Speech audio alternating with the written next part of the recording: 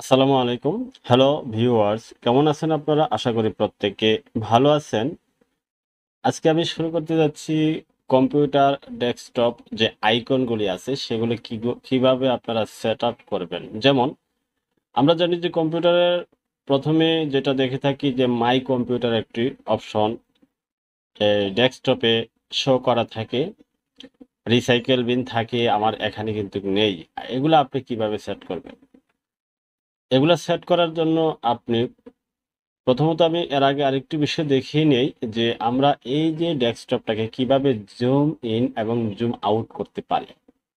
এই zoom in এবং zoom out করার জন্য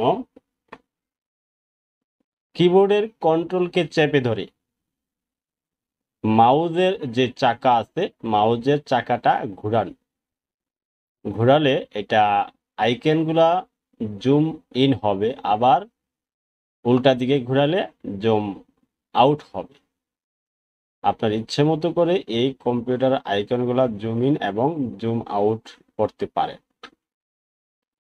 এখন আমরা দেখি যে কম্পিউটারের মধ্যে যে my computer, control panel, user files এগুলা কিভাবে সেট আপ করবেন সেটা। প্রথমে মাউসের রাইট বাটন ক্লিক করে এই যে দেখেন পার্সোনালাইজ, এই পার্সোনালাইজে ক্লিক করেন। ক্লিক করলেই আপনি দেখতে পাবেন এই যে দেখেন চেঞ্জ ডেস্কটপ আইকন, এখানে ক্লিক করেন। ক্লিক করার পরে দেখেন এখানে সবকিছু শো করতেছে my computer, users file, network, recycle bin, control panel. Okay করে দেন।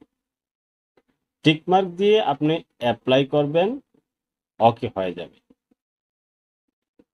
এবার আমরা চাচ্ছি যে মাই কম্পিউটারের যে আইকন আছে এই আইকনটাকে আমরা একসাথে কাজটা শেষ করব। এই মাই কম্পিউটারের যে আইকন আছে সেই আইকনটাকে কিভাবে আমরা চেঞ্জ করতে পারি।